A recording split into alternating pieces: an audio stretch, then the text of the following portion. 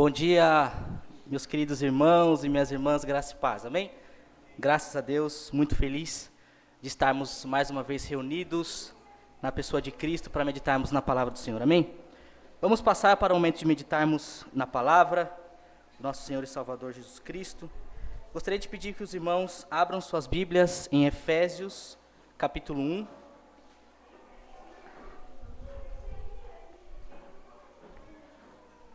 Efésios, capítulo 1, nós iremos ler do versículo 3 ao 6.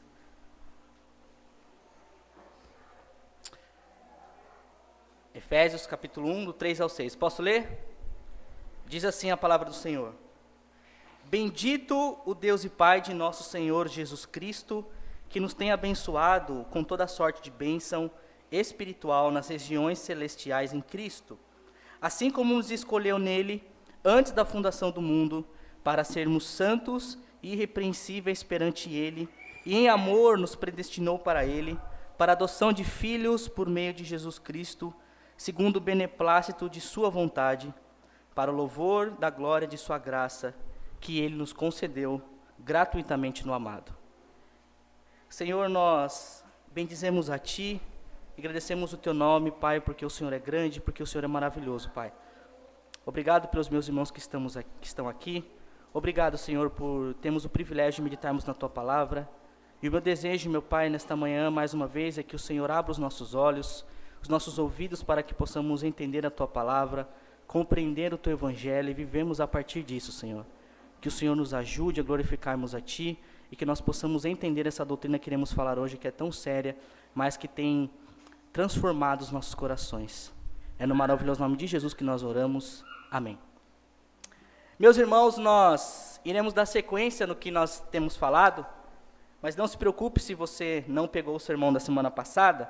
Nós iniciamos uma série de exposições aqui na nossa comunidade sobre as doutrinas da graça. Então, as doutrinas da graça significa a forma como Deus salva o homem. Mas como eu disse na semana passada, não se enganem. As doutrinas da graça sim vai dizer como Deus salva o homem, mas ela tem implicações para a nossa vida diária. Sim, isso muda a forma como nós entendemos quem nós somos, isso muda como nós entendemos quem Deus é e como nós vivemos a partir disso. E na semana passada nós falamos sobre o homem, nós falamos sobre quem é o homem e comentamos que as Escrituras vai dizer que o homem é totalmente corrupto, então não existe absolutamente nada na essência do homem que seja boa, né? Então nós nascemos completamente pecaminosos, contaminados, inclinados para o mal, e Paulo vai dizer que não há um justo, não há um sequer, não há um só que busque a Deus, não há um que entenda.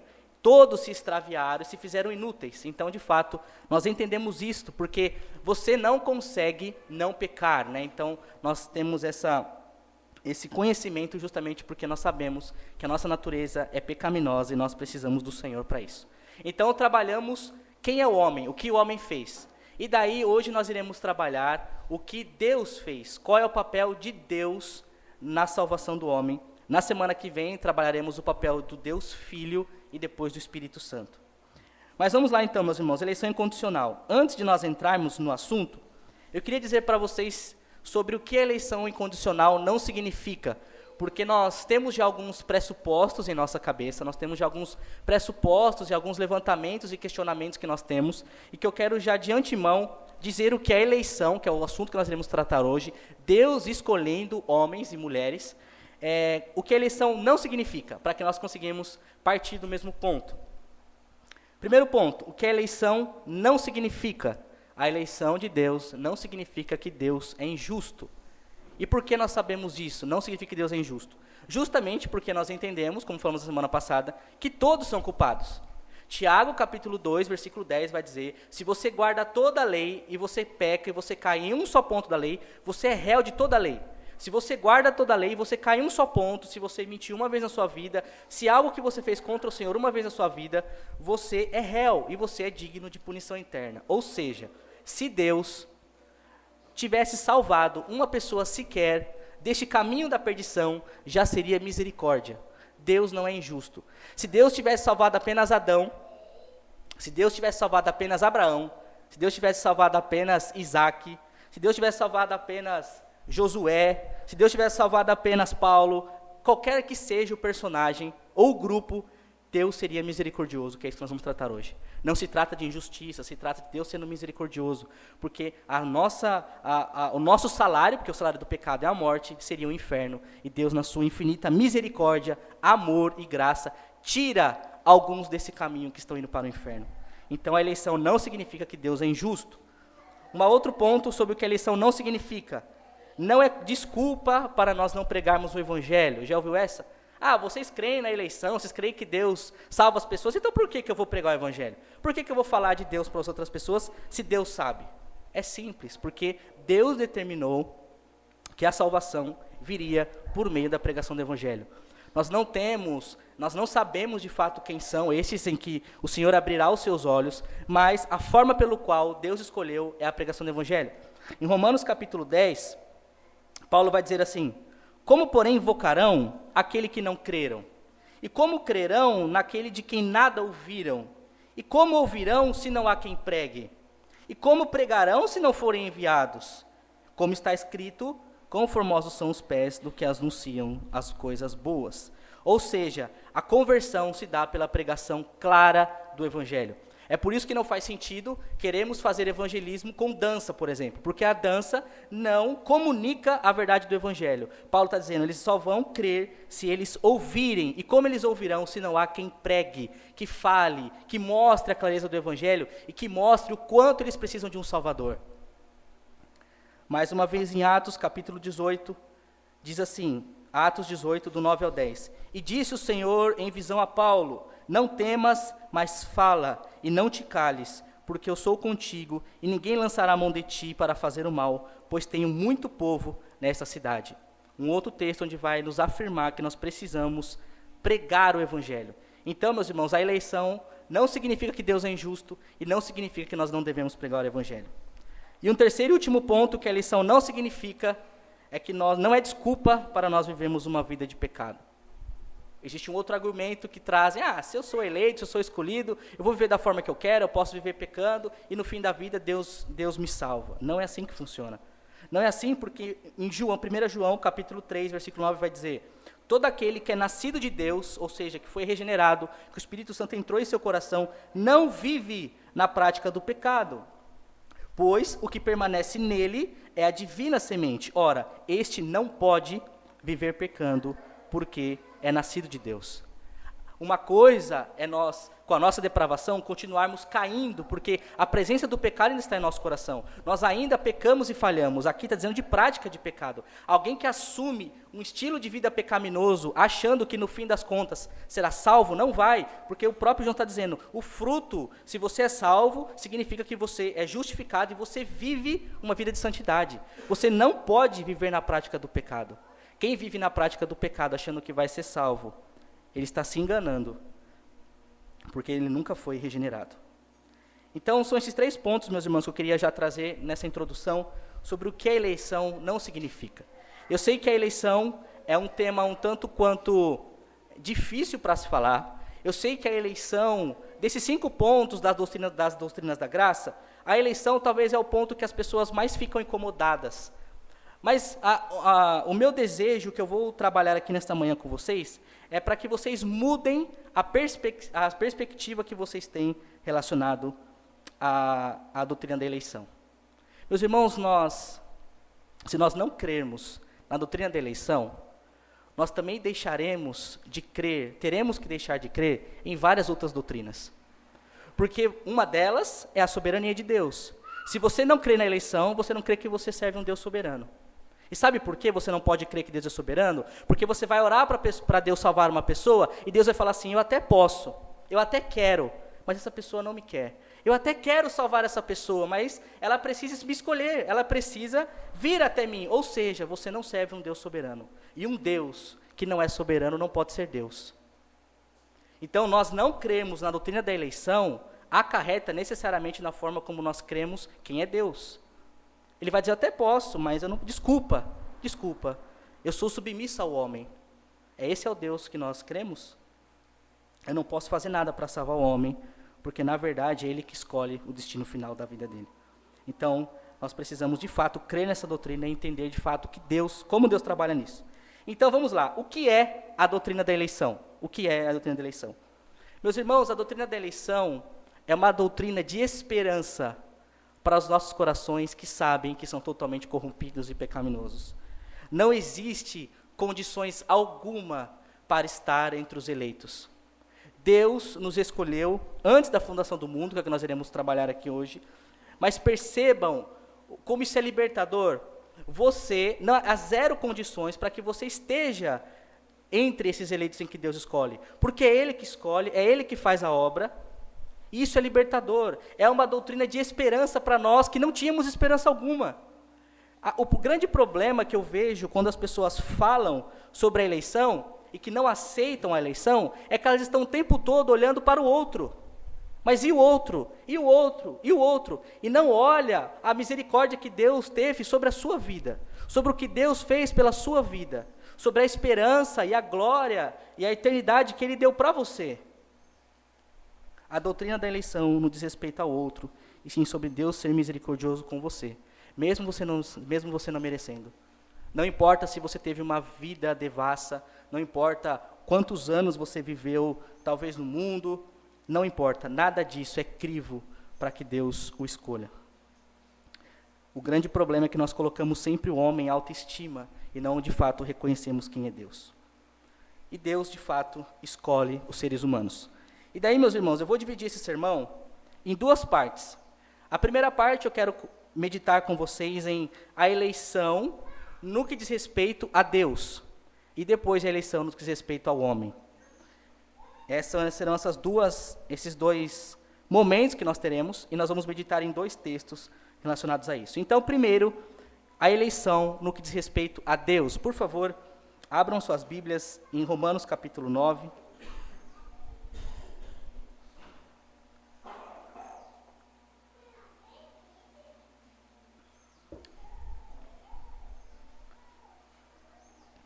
Romanos capítulo 9, nós vamos entender mais ou menos como que funciona a eleição no que diz respeito a Deus, tá? A Deus. Nós poderíamos ler do versículo 1 ao 23, mas eu vou dar uma resumida aqui, nós vamos lendo alguns pedaços, algumas partes desse texto, tá? Romanos, meus irmãos, Romanos, nós vimos já, Paulo ele vem dizendo que não importa se você é grego, não importa se você é judeu, todos, absolutamente todos, são corrompidos. Todos merecem o inferno. Não há absolutamente ninguém que seja bom. Não existe pessoa que é boa e fica má. Não existe pessoa neutra. Nós nascemos em iniquidade. Não há um justo, não sequer. Não há um que busque a Deus. Se não for a obra do Espírito em nossos corações. E daí chega em Romanos 9, Paulo tem um dilema aqui. Porque ele está com o público. Ele já falou sobre a pecaminosidade do ser humano. E agora ele vai falar sobre a salvação. Então Paulo vai iniciar dizendo que aqueles judeus que são de nacionalidade, que são os seus irmãos, eles têm rejeitado a Cristo. É isso que ele vai dizer. E daí, qual que é o argumento de Paulo? A palavra de Deus tem falhado, por esses homens não virem a Deus, por serem anátemas? Não, de forma alguma. Aí Paulo vai dizer, porque nem todos os que nasceram de fato em Israel são de fato israelitas. Esse é o argumento que Paulo vai trazer. Veja no versículo 6, Romanos capítulo 9, veja o versículo 6. E não penseis que a palavra de Deus haja falhado, porque nem todos os que de Israel são, de fato, são israelitas. Nem por serem descendentes de Abraão, são todos filhos. Mas em Isaque será chamada a tua descendência, isto é, estes filhos de Deus não são propriamente os da carne, mas devem ser considerados como descendência os filhos da promessa. Então o que Paulo está dizendo aqui é que ele está se baseando no argumento histórico daquela nação. Vocês sabem que nem todos os que de fato nascem em Israel, que são de fato judeus de etnia, são o povo da aliança. Vocês sabem disso. Sabe por que vocês sabem disso? Porque nem todos que nasceram de Abraão fazem parte dessa promessa. Porque em Isaque, que é o versículo 7, será chamada tua descendência. O que ele está dizendo aqui? Abraão teve Isaque e Ismael. Deus escolheu Isaque e não escolheu Ismael. E depois você tem, é o que ele vai dizer mais para frente, né? Aí você tem Isaque, que é o filho da promessa, se casando com Rebeca e tendo mais dois filhos, Jacó e Esaú. E Deus escolhe Jacó e não Esaú. Isso é o que eu posso estar dizendo. Ele está trazendo essa ilustração de que vocês já sabem que mesmo tendo descendência física de nação não são de fato herdeiros espirituais da promessa de Deus. Ele está demonstrando justamente essa distinção entre as escolhas de Deus. Aí veja o versículo 11, sobre Jacó e Esaú. Ele já falou de Isaac, agora ele vai dizer sobre Jacó e Esaú. E ainda não eram gêmeos nascidos, ou seja, não haviam nascido ainda, Romanos capítulo 9, versículo 11, nem tinham praticado bem ou mal, para que o propósito de Deus, quanto à eleição, prevalecesse, não por obras, mas por aquele que chama. Já fora dito a ela, o mais velho será servo do mais moço. E como está escrito, amei a Jacó, porém aborreci ou odiei a Esaú. Então Paulo aqui está dizendo justamente dessa distinção. Vocês sabem que Deus escolheu Jacó e não Esaú. Antes desses nascerem, antes deles terem feito bem ou mal, está escrito na profecia que já teve, né, sobre o filho, de que o mais velho serviria o mais moço. Quem que é o mais velho? Esaú, né? Esaú, ele nasce, Jacó nasce, ainda que eram gêmeos, né? Jacó nasce agarrado no calcanhar de seu irmão. São gêmeos, mas Esaú sai primeiro. E o mais velho servirá o mais moço. E foi isso que Deus determinou. E aqui tem algo extremamente interessante, que é o que nós vamos entrar agora aqui, sobre a eleição de Deus. O que Paulo está mostrando aqui para eles é assuntos históricos que eles já sabiam. Eles já sabiam de Abraão, eles já sabiam de Ismael, eles já sabiam de Jacó, eles já sabiam de Esaú. Tanto que em Malaquias vai dizer que essa tribo de Esaú, ainda que eles se levantem, dizem assim, eu vou reconstruir, Deus fala, eu irei destruir. Eles já sabem disso, não é novidade para eles a eleição, nunca foi. Meus irmãos, essa discussão, se Deus escolhe ou não, é uma discussão nova. Essa discussão de que se Deus escolhe ou não, é para nós. Os judeus nunca tiveram problema com a eleição, até porque eles eram o povo escolhido. Qual o sentido deles irem contra a eleição se eles eram a nação que Deus escolheu? Qual que é o grande problema que Paulo vai trabalhar em Romanos capítulo 9? Se Deus é justo ou não escolhendo. Veja que o assunto não é sobre Deus escolhe ou não. Isso é ponto pacífico. Deus é soberano, Deus escolhe. Você não escolhe onde você nasce, você não escolhe o seu sexo, você não escolhe seu sexo, você não escolhe o ano que você vai nascer, você não escolhe seus pais, você não escolhe quantos anos você vai viver, você não consegue acrescentar sequer 1 centímetro ou 1 minuto sequer da sua vida e acha que o seu destino final é você que escolhe. Isso nunca foi discussão, porque sim, Deus é soberano, é Ele que escolhe. O que estava em jogo, que Paulo estava tendo que trabalhar esses irmãos era, Deus é justo fazendo isso? Aí muda tudo, né? Que Deus escolhe, a gente já sabe. Isso é discussão para nós agora. Deus escolhe. Não, sim, escolhe. Aí veja o versículo 14, que é o que Paulo está dizendo no capítulo 9. Que diremos, pois, diante desse fato, a injustiça da parte de Deus? Veja que o ponto não é a eleição, o ponto é a justiça. Que diremos, pois, a injustiça da parte de Deus? Aí ele vai dizer, de modo nenhum. Deus não é injusto. E Paulo poderia ter terminado aqui, exatamente aqui nesse versículo. E todos deveriam se calar e saberem que eles são depravados, pecadores, que Paulo já trabalhou isso no capítulo 3, e que eles mereciam o inferno. E se Deus escolhe, ele não é injusto, e ponto final. Mas Paulo conhecia, ele faz essas perguntas retóricas nesse diálogo, porque ele conhecia o coração daqueles irmãos. E daí ele segue, versículo 15. Pois ele disse a Moisés, então ele volta lá na história. Terei misericórdia de quem me aprover ter misericórdia, e compadecer-me-ei de quem me aprover ter compaixão.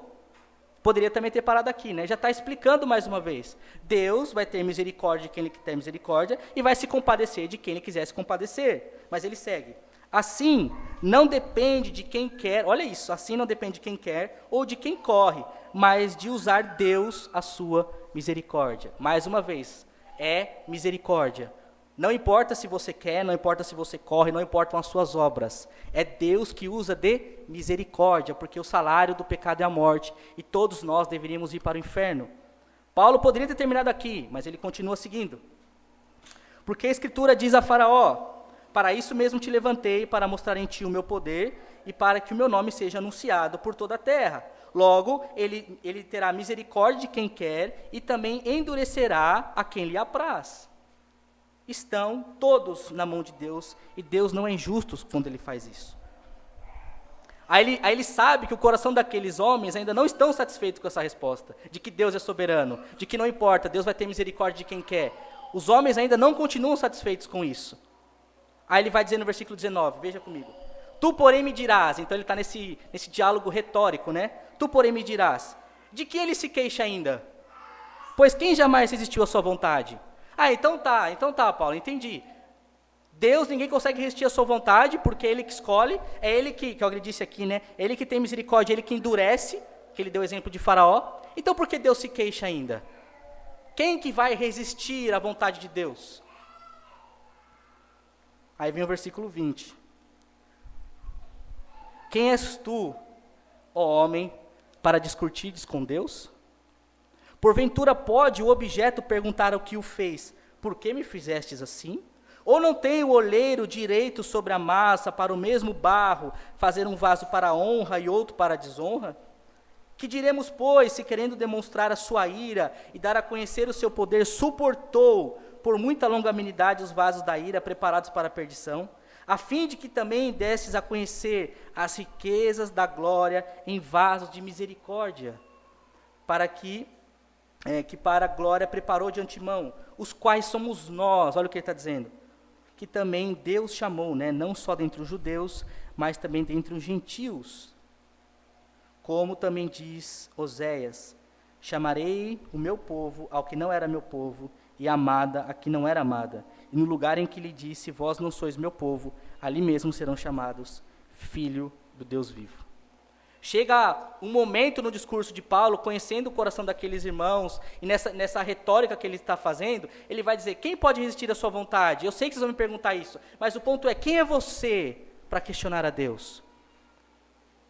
Ou por acaso o objeto tem direito a dizer ao oleiro, por que você me fez assim? Ou por que você me fez assim? É Deus em que usa de misericórdia de vasos para a honra e vasos para a desonra. E aqui, meus irmãos, é fim do argumento. A eleição, no que diz respeito a Deus, nós só podemos ir até aqui. A eleição, no que diz respeito a Deus, nós só vamos até onde as Escrituras nos permitem ir.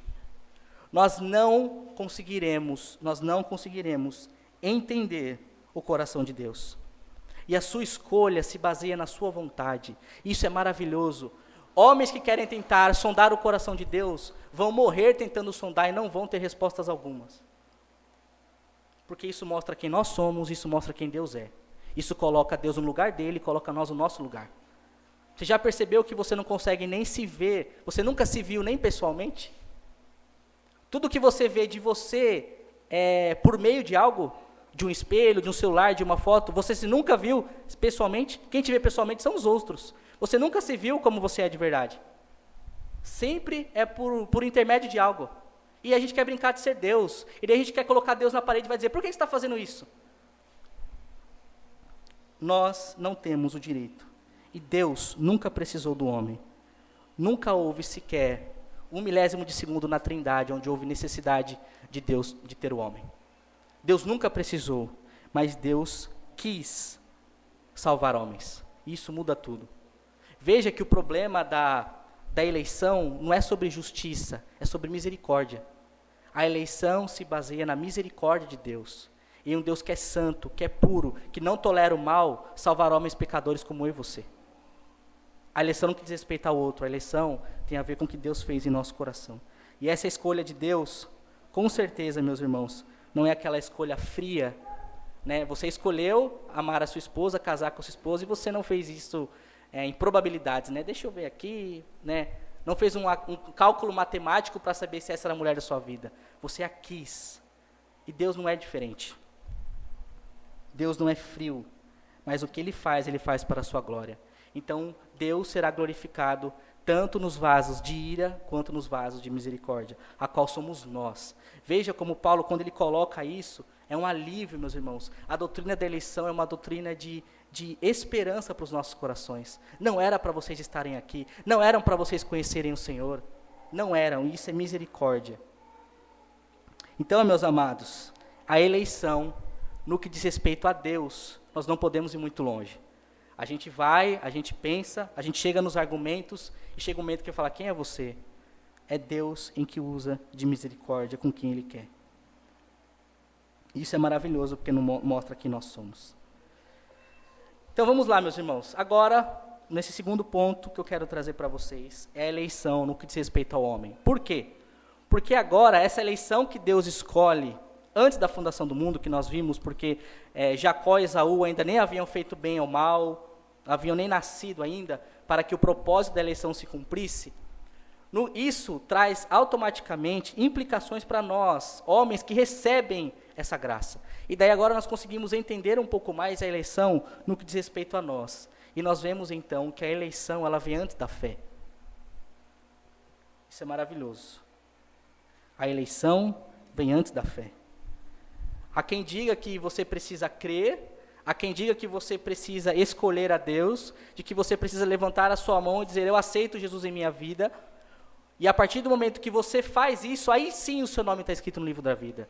Aí sim, a partir da sua decisão, do seu momento, de você querer a Deus, Deus automaticamente escreve o seu nome no livro da vida. E se você, lá na frente, abandona o Senhor, Deus apaga o seu nome do livro da vida. E Deus fica o tempo todo, né, com uma borracha ali, colocando e apagando o nome, colocando e apagando o nome. Nós vamos trabalhar isso mais em Perseverança dos Santos. Mas o que é maravilhoso da eleição é que ela vem antes da fé. Nós somos eleitos, por isso nós cremos. Em Atos capítulo 13, 48, olha que maravilhoso esse texto, diz assim, os gentios, ouvindo isso, a pregação, se regozijavam e glorificavam a palavra do Senhor, e creram todos os que haviam sido destinados à vida eterna. Veja que o texto não diz, eles creram pelo seu livre-arbítrio, aí eles foram destinados, está dizendo, eles creram porque eles foram. Isso é no passado, já havia acontecido. Eles foram destinados à vida, é por isso que eles creram. Nós temos também aquela famosa conversa de Jesus com os judeus em João capítulo 10. E os judeus vão dizer para ele assim no versículo 24 do capítulo 10. Rodearam, pois, os judeus e interpelaram Jesus, dizendo, até quando nos deixará com a mente suspensa? Se tu és o Cristo, diz abertamente. Respondeu-lhe Jesus, eu já vou-lo disse, e vós não creem. As obras que eu faço em nome do meu Pai testificam a meu respeito. Mas vós não credes, porque não sois as minhas ovelhas. Vocês não creem, porque vocês não são. Esse é o ponto. E Jesus está dizendo aqui, vocês nunca vão crer, porque eu tenho feito os milagres testificam de mim, e vocês não creem.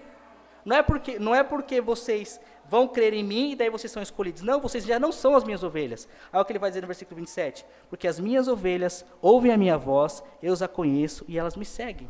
E eu lhes dou a vida eterna. Assim, meus irmãos, não depende de quem quer ou de quem corre, mas Deus de usar de misericórdia sobre os vasos de honra e vasos de desonra. É um privilégio nós estarmos aqui hoje ouvindo a palavra do Senhor.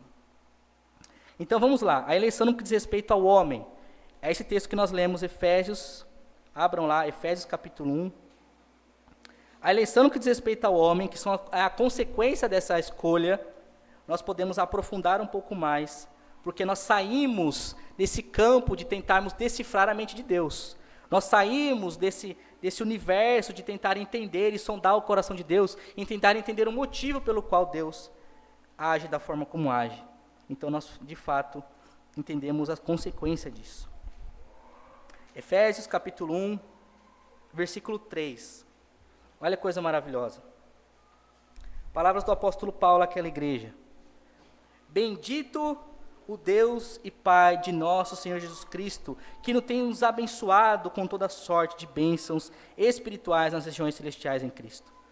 Meus irmãos, se vocês olharem Efésios capítulo 1, nós estamos no capítulo 1, né? Se você olhar o versículo 1 e o versículo 2, nós vamos ver Paulo dizendo assim, Paulo, apóstolo de Cristo Jesus, por vontade de Deus, aos santos e fiéis, né, que vivem em Éfeso, em Cristo Jesus, graça a vós outros e paz, da parte de Deus, o nosso Pai. Veja, Paulo está escrevendo aos Efésios, aos amados, aos santos que vivem em Éfeso. Paulo não está escrevendo uma carta para todo mundo. Paulo está escrevendo uma carta para os crentes que vivem em Éfeso, aos santos, aos fiéis, aos separados que estão em Cristo. Existe um público muito específico pelo qual Paulo está escrevendo em Éfeso. Assim também como nas outras cartas, como vimos em Colossenses, Paulo dizendo, né, aos santos e fiéis da igreja de Colossos, graça e paz. O que isso quer dizer, meus irmãos? Que Paulo aqui, logo de dizer que esse evangelho é para os santos e fiéis, ele vai bem dizer a Deus, daí ele vai dizer, Louvado seja o Senhor, bendito seja o Pai de nosso Senhor Jesus Cristo que nos abençoou. Bendito seja, louvado seja, engrandecido seja. É isso que nós fazemos quando nós cantamos, quando nós louvamos, quando nós bendizemos, exaltamos e glorificamos a Deus, o Pai do nosso Salvador, que nos abençoou. É por isso que nós bendizemos, porque Ele nos abençoou primeiro. Essa é a carta que Paulo vai escrever a Éfeso, a um povo específico que está glorificando a Deus, exaltando a Deus, cantando, bendizendo, louvando por aquilo que Ele fez em nossas vidas. Deixa eu abrir um parênteses bem rápido aqui, meus irmãos. Percebem que a Bíblia, talvez vocês nunca pararam para pensar nisso, mas percebem que a Bíblia, ela é o poder de Deus para manter a igreja santa.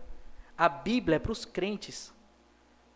A gente acha que Bíblia é para o mundo. Na verdade, Paulo está escrevendo aos santos e fiéis que vivem ali. Colossos, aos santos e fiéis que vivem ali. As igrejas, a comunidade, as cartas, eram para ser lidas dentro da comunidade. A Bíblia é o que nos norteia. Sabe o que o mundo vai fazer? O mundo vai ver você, mas provavelmente o mundo não vai ler a Bíblia. Aí nós vamos mais uma frase de caminhão. Anota aí, AGO. Semana passada eu já falei uma frase de caminhão, vou falar outra hoje. Talvez, meus irmãos, você será a única Bíblia que o mundo irá ler. Os homens veem você, enquanto você está debruçado nas Escrituras, entendendo aquilo que Deus fez. Percebe como é importante o solo Escritura em nossas vidas? Paulo está dizendo, eu estou escrevendo a vocês, aos santos e fiéis. Paulo está escrevendo para o mundo inteiro. Paulo não está escrevendo para aqueles que não eram salvos. Paulo está escrevendo para a igreja, a vocês, aos santos. O que nós fazemos? Nós bendizemos, louvamos, cantamos louvores, abençoamos ao nosso Deus. Glorificamos, bendizemos, porque Ele tem nos abençoado. Paulo está escrevendo para crente, para os vasos de misericórdia. E daí ele vai dizer... Ele nos abençoou em quê? Em Cristo Jesus. E daí ele vai dizer sobre como nós devemos ser gratos a Deus por conta disso. Os ímpios não conseguem bendizer, louvar, engrandecer a Deus. Os ímpios não prestam culto. Os ímpios não confessam pecados. Os ímpios não se quebrantam diante de Deus. Os ímpios não se submetem à sua palavra. Os ímpios não creem na soberania de Deus. Os ímpios não estão em Cristo. É por isso que nós louvamos e bendizemos, porque nós estamos no Filho. E a pergunta que eu digo para você hoje, não é se você é um ser humano, porque de fato todos somos, mas você está em Cristo, porque se você está de fato em Cristo, nós devemos glorificar, bendizer, louvar, cantar, agradecer, porque Ele tem nos abençoado, em Cristo. E olha o que ele vai seguir dizendo, Ele tem nos abençoado com toda sorte de bênçãos espirituais. Veja que essas bênçãos que temos no Senhor não é para toda a humanidade e são bênçãos espirituais. São bênçãos em que o mundo não pode te dar. Não é a bênção do carro novo, não é a bênção da casa nova, da chave do carro, a vitória. São bênçãos espirituais em que Deus concede aos seus filhos, aqueles que estão em Cristo. E Paulo aqui ele vai elencar quais são essas bênçãos espirituais que o homem terreno não consegue, que precisa ser uma dádiva, precisa ser dada por Deus. Ele vai falar sobre eleição, ele vai falar sobre predestinação, ele vai falar sobre o selo do Espírito, ele vai falar sobre santificação, ele vai falar sobre adoção, ele vai falar sobre graça, tudo nesse texto. Bênçãos espirituais que o Senhor tem nos dado por meio de Cristo. E nós vamos focar, meus irmãos, em apenas duas bênçãos destas que está no texto aí e que diz respeito a nós quanto à eleição. E um deles é a eleição e o outro é a adoção. Acompanhe comigo então o versículo 4. Versículo 3. Bendito Deus Pai de nosso Senhor, louvado, que tem nos abençoado com toda sorte de bênçãos espirituais nas regiões celestiais em Cristo. Versículo 4. Assim como nos escolheu nele, antes da fundação do mundo, para sermos santos e irrepreensíveis perante Ele. Deus nos escolheu antes da fundação do mundo. E isso muda tudo, assim como eu já havia dito. Nós escolhemos as nossas esposas, você escolheu o seu esposo, você não escolheu ele antes da fundação do mundo. Deus escolhe o seu povo antes sequer de nós existirmos. É por isso que a eleição é incondicional. Não há condição alguma que você possa fazer, porque você nem existia. Toda a obra da redenção de Deus Pai, de Deus Filho, de Deus Espírito Santo, foi feito antes do haja luz. O Cristo foi morto antes da fundação do mundo, que é o que nós iremos ler na semana que vem. E depois acontece todo o plano de redenção. Ele diz, haja luz. A gente consegue entender isso, meus irmãos? Não. A gente se agracia, a gente se debruça diante de um Deus tão poderoso que nós temos. Porque o que a Bíblia está dizendo aqui, nos escolheu nele, antes da fundação do mundo, e nós cremos na sua palavra. E ele te conhece, e ele te fez, e ele te formou. Ou seja, não há absolutamente nada que nós possamos fazer para surpreender a Deus. Fazer obras e mostrar que é um crentezão, achar que é um crente superior externamente, mostrando suas obras para os outros, e acha que Deus vai estar no céu dizendo assim, olha, parabéns, por essa eu não esperava, hein, meu filho? Agora acho que eu vou te escolher. As pessoas no mundo acham que serão regeneradas pelas suas caridades que elas fazem. Então elas ajudam os pobres, elas entregam sopões, e acham que Deus vai olhar do céu e falar assim, nossa, coisa maravilhosa, gostei, vou te salvar. Não há absolutamente nada. O que nós entregamos para Deus é um coração corrupto, e o Senhor transforma e troca o nosso coração. Estamos agora em Cristo, sendo abençoados com bênçãos espirituais que o homem nunca pode conquistar, que o homem nunca pode dar. Nós estamos lidando, meus irmãos, com um ser que é muito maior do que nós. E nós precisamos entender quem ele é e, de fato, quem nós somos. Não são seus olhos, não é o seu saldo bancário, não é se você cumpre a lei ou se você deixa de cumprir a lei. Tudo está pautado na sua plena vontade, no sacrifício de seu Filho. Então vamos lá. Temos uma bênção e fomos escolhidos nele antes da fundação do mundo. E a pergunta que é, Deus nos escolheu para quê então? Para que Deus escolhe o seu povo?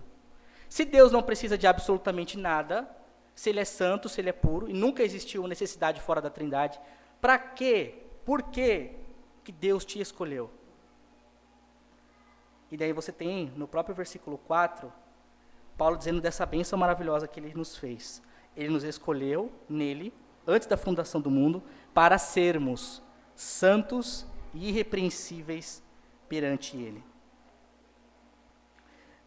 Veja que Deus nos salva para sermos santos e irrepreensíveis. Não buscamos a santidade para alcançarmos a salvação, mas somos salvos para sermos santos e irrepreensíveis perante ele. E aqui está o grande problema. Talvez seja neste versículo que os crentes precisam começar a entender o que significa de fato a eleição. Sabe por quê? Porque eu e você não conseguimos ser santos e irrepreensíveis.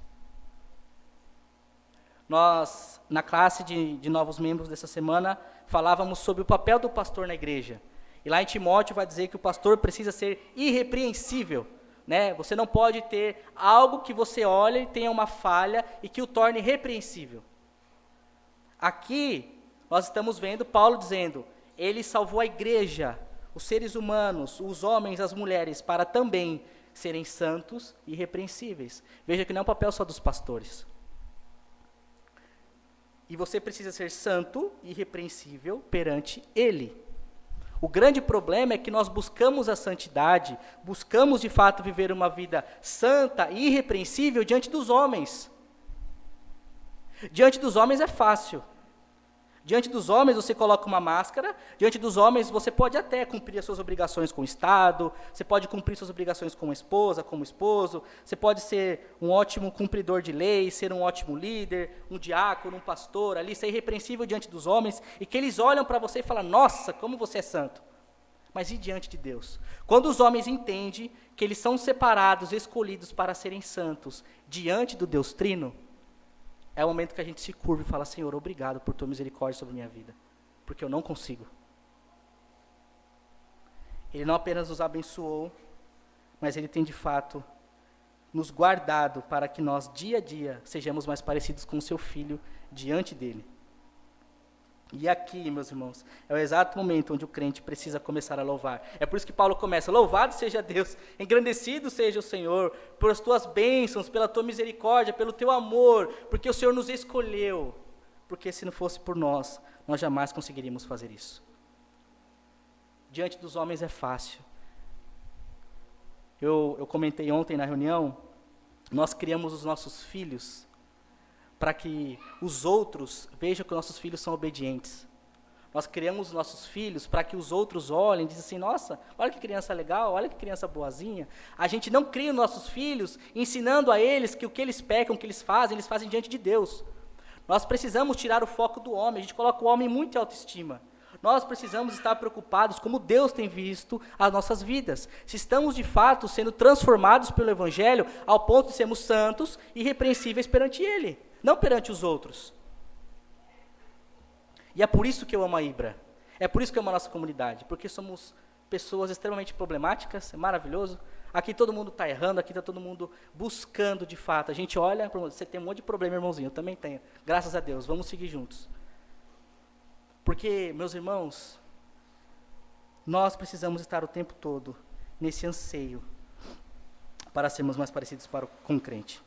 Então, a eleição no que diz respeito ao homem é que Deus nos escolheu para sermos santos e irrepreensíveis perante Ele. E o segundo ponto é sobre a adoção, que é o que está aí. Assim como nos escolheu nele, antes da fundação do mundo, para sermos santos e irrepreensíveis perante Ele, e em amor, nos predestinou para Ele, para a adoção de filhos por meio de Jesus.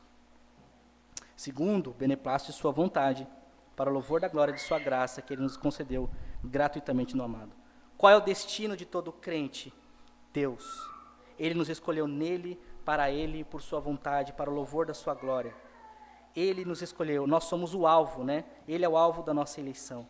E veja que coisa maravilhosa, meus irmãos. Ele não apenas nos abençoou, Ele não apenas nos escolheu, mas Ele nos deu um lar. Isso muda absolutamente tudo. Uma coisa é Deus te escolher, outra coisa é Ele te dar um destino, né? É isso que Ele faz. Nós, pelo menos eu, todas as vezes que eu vou falar de eleição, eu sempre falo de adoção. Porque Deus não nos escolheu, não nos tirou do império das trevas, que éramos inimigos de Deus, caminhando a passos largos para o inferno. Ele não nos tira deste caminho e nos deixa léu no mundo. Ele toda vez que vai dizer aqui, muitas vezes sobre Deus escolher, está sempre atrelado à adoção, porque Ele nos escolhe, Ele nos tira, Ele nos leva para dentro de sua casa. É isso que Deus faz. E isso, meus irmãos, é maravilhoso. Ele nos dá um destino. Ele abre a porta de sua casa e diz, venha morar comigo. E lá em Hebreus, Jesus vai dizer, o autor de Hebreus vai dizer que Jesus não se envergonha de se chamar de irmãos, de ser o nosso irmão mais velho. E isso você não conquistou com seus próprios direitos. Em Romanos, capítulo 8, versículo 15, diz a mesma coisa. Porque não recebestes o espírito de escravidão para viverdes atemorizados, mas recebestes o espírito de adoção, baseados no qual clamamos, Abba, Pai. Antes éramos inimigos de Deus, filhos da desobediência, agora filhos da adoção.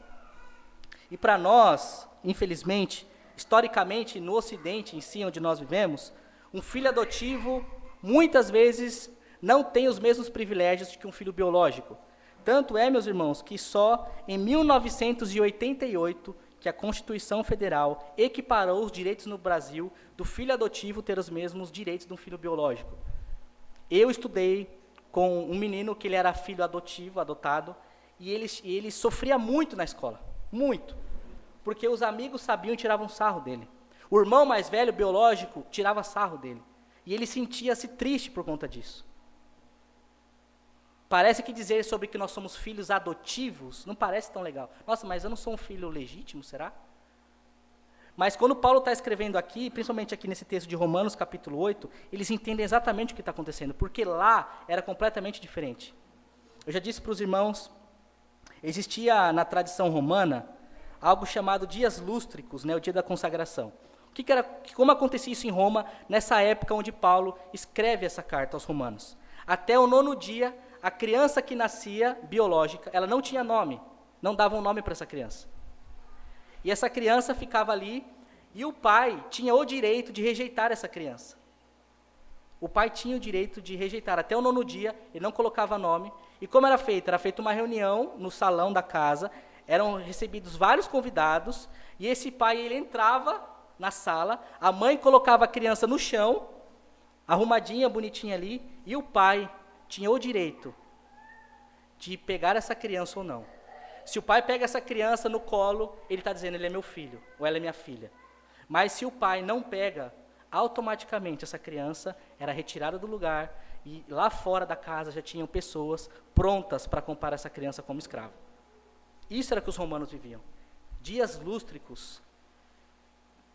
Mas por que isso era tão importante para eles?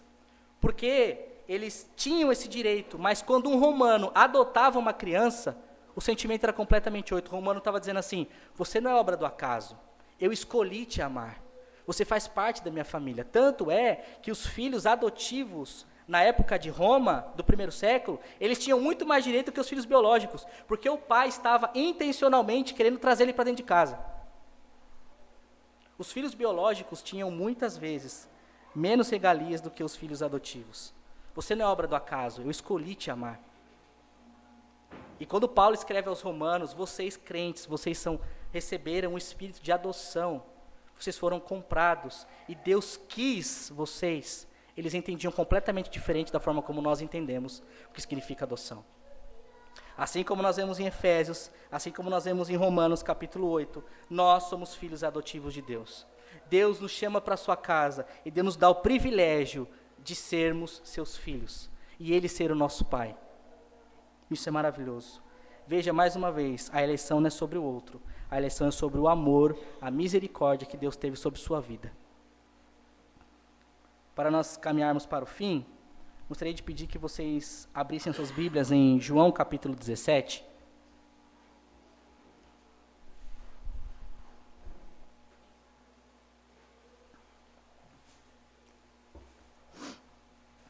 Nós temos diante de nós, meus irmãos,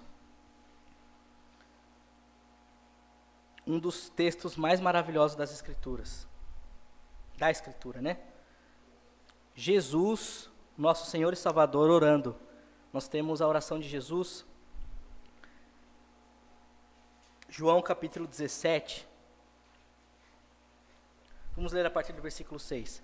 Veja que Jesus sabe exatamente o que Deus fez, que foi nos escolher, nos dar a seu Filho e fazermos parte da sua família. Nós fazemos parte da família de Cristo. Veja o versículo 6 de João 17. Isso aqui é Jesus orando, tá? São as palavras de Jesus. Manifestei, ele orando a Deus, manifestei o teu nome aos homens que me destes do mundo. Eram teus.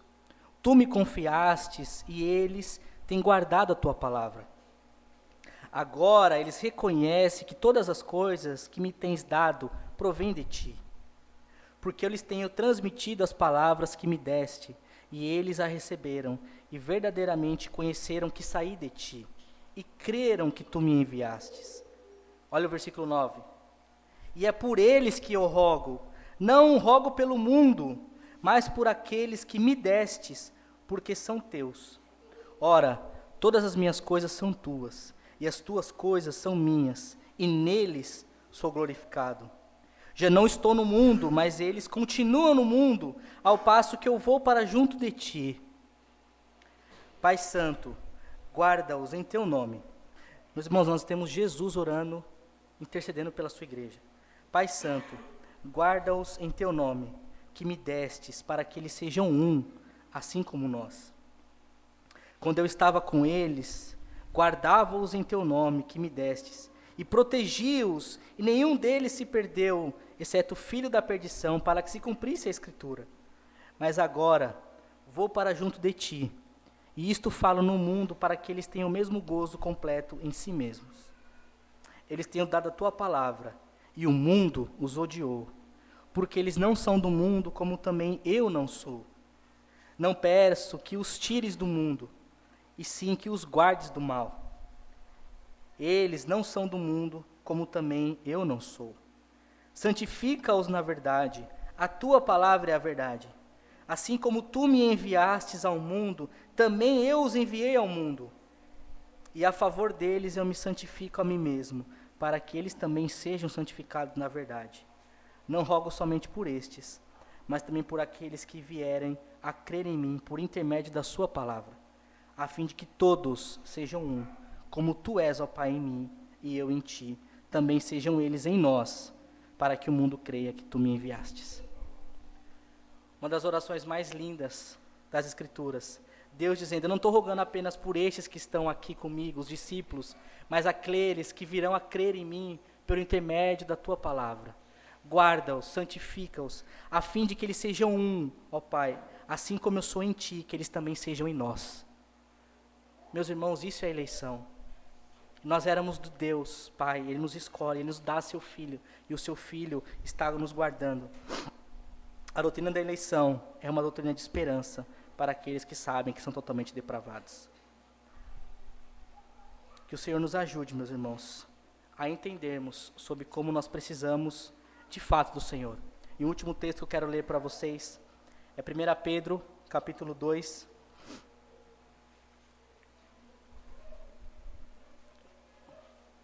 1 Pedro, capítulo 2, versículo 9 e 10.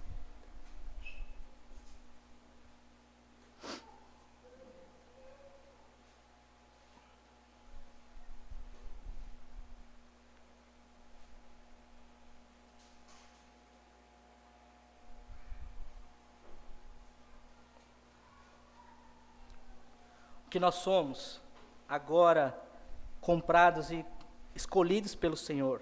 1 Pedro 2, 9 e 10 diz assim, vós, porém, sois raça eleita, sacerdócio real, nação santa, povo de propriedade exclusiva de Deus, a fim de proclamardes as virtudes daquele que vos chamou das trevas para a sua maravilhosa luz. Vós, sim, que antes não erais povo, agora sois povo de Deus, que não tínhamos alcançado a misericórdia, mas agora alcançastes misericórdia. Nós somos raça eleita, sacerdócio real, nação santa, que em amor Ele nos escolheu antes da fundação do mundo, para o louvor da glória de sua graça. Os atributos de Deus, meus irmãos, são eternos. E se Deus te amou uma vez na eternidade, Ele te ama por toda uma eternidade. Se você está em Cristo, se Ele te amou antes da fundação do mundo, Ele sempre irá te amar. Nós nunca podemos nos gloriar do estado em que estamos. Nunca podemos nos vangloriar de que somos eleitos. Aqueles que se acham que são melhores do que os outros, porque são eleitos, não entenderam. Porque eles recebem a misericórdia, porque eles não poderiam jamais alcançar esse estado. Que nós possamos continuar entendendo essa doutrina, voltada no que diz respeito a Deus, que nós não alcançamos, mas no que diz respeito ao homem, enxergarmos que Ele nos escolheu e que Ele nos adotou. Que nós somos escolhidos e estamos agora fazendo parte da família de Deus. Então, o que nós entendemos até agora? Vimos a pecaminosidade do ser humano indo ao inferno. Hoje vimos o Deus Pai, na sua livre escolha, na sua livre vontade, por amor e em amor, os predestinou, nos salvando, nos tirando desse caminho do inferno. E agora, na semana que vem, alguém precisa pagar essa dívida. O Senhor nos escolhe, o Senhor nos tira do caminho da perdição, mas e a nossa culpa? Alguém precisa levar essa culpa para que nós possamos, de fato, estarmos com o Senhor um dia. Aí na semana que vem nós iremos falar da obra do Deus Filho. Na nossa salvação, o homem cai, o homem peca, o Deus Pai escolhe e o Deus Filho vem e compra, que é o que nós iremos falar na semana que vem. Amém, meus irmãos? Que Deus os abençoe. Vamos orar, que nós continuemos seguindo, crendo na soberania de Deus.